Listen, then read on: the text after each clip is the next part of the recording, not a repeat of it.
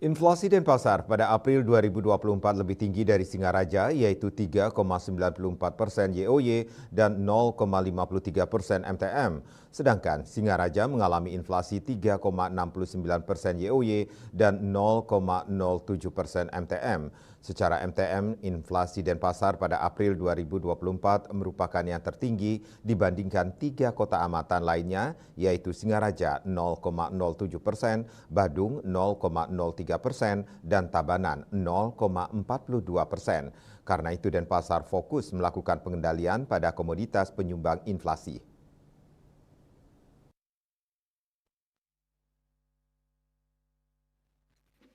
Wakil Wali Kota Denpasar IKD Agus Arya Wibawa bersama Sekda Kota Denpasar Ide Bagus Alit Wildana mengatakan, tim pengendalian inflasi daerah TPID Kota Denpasar terus berupaya menekan laju inflasi dengan beragam upaya dan inovasi. Hal ini guna memastikan bahwa inflasi tidak memberikan dampak bagi masyarakat, utamanya pada sektor bahan pokok yang mengalami kenaikan harga. Saat ini komoditas penyumbang inflasi di Kota Denpasar didominasi oleh bahan pokok, mulai dari beras, cabai rawit, telur ayam ras, daging ayam ras, minyak goreng, hingga bawang merah.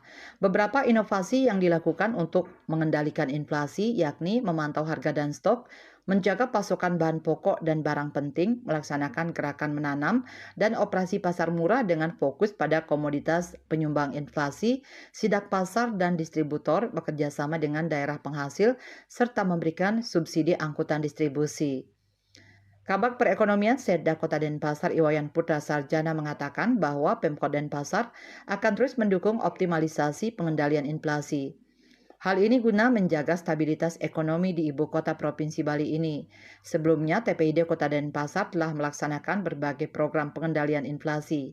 Hanya saja saat ini akan lebih dipertajam dengan fokus pada komoditas penyumbang inflasi, termasuk lokasi pelaksanaan kegiatan yang tepat sasaran. Citamaya Bali Pos melaporkan.